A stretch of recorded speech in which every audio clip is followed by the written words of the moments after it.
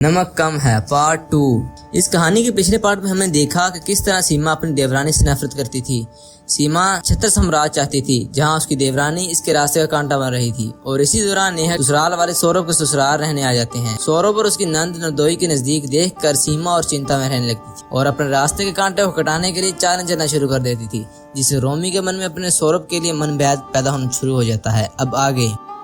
वाह भाभी, इसे कहते हैं ना चाल पर। अब जब भी कोई कांड करती हो ना, मुझे पहले ही से बता दिया करो। खैर, अब समय आ गया है नेहा भाभी का इस घर से और हमारी जिंदगी से निकलने का। कॉलेज में फर्स्ट प्लेस लेने वाली नेहा ने क्या सोचा था कि मेरी भाभी बनने के बाद वो मेरे घर में भी फर्स्ट प्लेस लेगी। अभी तो मैंने पट्टी खोली ही कान नहीं है। मेरे हुक्म का अक्का तो तू ही है। नारवान का राज बिना बेनिश के जाना संभव नहीं था। तुम मुझे बस बताती रहना इस औरत के मन में क्या है, और हो सके तो दोनों भाई बहन को एक दूसरे के खिलाफ करके भड़का दे और फिर सभी के सामने सारी चीज का इल्जाम नेहा पर डाल देना। तेरा भी बदला पूरा हो जाएगा और मेरा भी काम हो जाएगा। अभी तो मैंने पट्टी खोली ही कान नहीं है। भाभी देखती जाओ कल क्या होता है। अगली सुबह नंदोनी जैसे ही अपने कमरे के पास से सौरभ को गुजरता देखती है तो अपना पेट पकड़ शोर करने लगती है। नंदिनी की आवाज सुनकर सौरभ फौरन उसके कमरे में जाता है। तुम ठीक हो ना नंदिनी? डॉक्टर के पास चलें क्या? तुमने किसी को बताया या मैं दीदी को बताऊं? हाँ, मैंने भाभी को बताया था। उन्होंने ये मुझे दवाई दी है। बस मैं दवाई ही लेने जा रही। सौरभ की नजर जैसे उनकी देवरानी पर पड़ती है और नंदिनी के हाथ से दवाई छीन लेता है। ये क्या हरकत हुई सौरभ? ये दवाई नींद की है। दीदी ने तुम्हें पेट दर्द के लिए नींद की दवाई दे दी? क्यों? जबकि इन्हें दवाइयों की अच्छी नॉलेज है। गलती से दे दी होगी। रुको, मैं तुम्हारे लिए दूसरी दवाई लेकर आता हूँ। नहीं सौरभ, मैं ठीक हूँ। मुझे लगता है कि भाभी को ठीक नहीं लगता कि तुम कभी भी मेरे कमरे में आ जाते हो। आज सुबह मैं तुम्हें ही ढूंढ रही थी, पर भाभी ने खुद ही मुझे दवाइयाँ दे दी।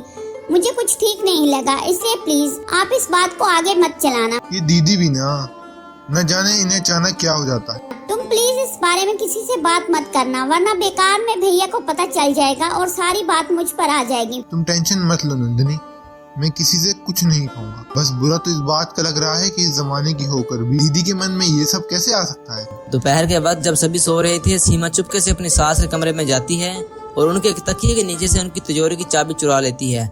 अब खानदानी हार जाएगा सौरभ के कमरे में और सौरभ होगा इस घर से बाहर। नमक कम है भाई साहब। सीमा अपनी सास की तिजोरी से खानदानी हार को चुरा कर सौरभ के कमरे में रख देती है। शाम को जब सभी चाय पी रहे थे, मैंने एक जगह तेरी शादी की बात चलाई थी। नंदी करना, वो लोग तुझे देखने आएंगे। बड़ा अच्छा परिवार है, रईसों में गिनती की जाती है इनकी।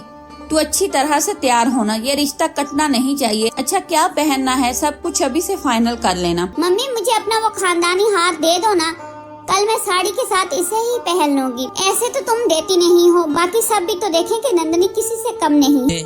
मैशोरी अपने कमरे में जाती है और तिजोरी खोलती है, पर वहाँ पर हार नहीं था। वो घबराती हुई पसीने से लथपथ बाहर आती है। हाय, हमारा खानदानी हार अपनी जगह पर नहीं है। ऐसा कैसे हो सकता है नेहा? आखिरी बार मैंने तुझे दिया था ना, और तब तो था हार मेरे सामने। मम्मी जी, आपने इस हार को तिजोरी में रखा था, तो कहाँ गया हार? मेरी किस्मत ही खराब है। कल जब मुझे इस हार की जरूरत है तो आज हार चोरी हो गया। मुझे बताएं भाभी कि आप दोनों को वो हार बहुत पसंद है। मैं इसे दहेज में थोड़ी ना ले जाती। कल बस आधे घंटे की तो बात थी।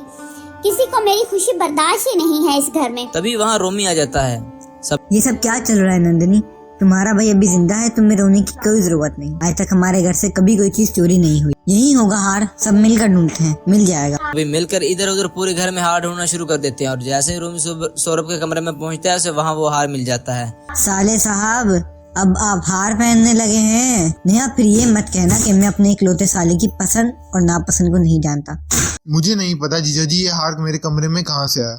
और दीदी देख रही हो ना, जीजा जी डायरेक्टली मुझे चोर कहना चाह रहे हैं, इसलिए मुझे बुलाया था कि पता नहीं मैं क्यों आया इस घर में।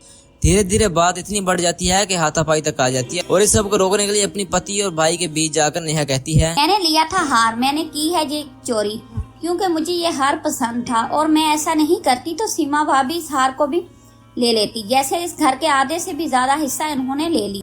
वाह नेहा वाह, मैंने तुम्हें क्या समझा था और तुम क्या निकली। चली जाओ मेरे घर से अपने भाई को लेकर। मेरे भैया दूसरे शहर में रहते हैं। इसका मतलब ये नहीं कि भाभी अकेली है, इनके लिए इनका देवर जिंदा है। ये कुछ नहीं कहती और अपना सामान बांधकर अपने भाई के साथ इस घर को छोड़कर निकल जाती है। तब मैशोरी कहती है, हो गया प्लान कामयाब नंद भाभी का।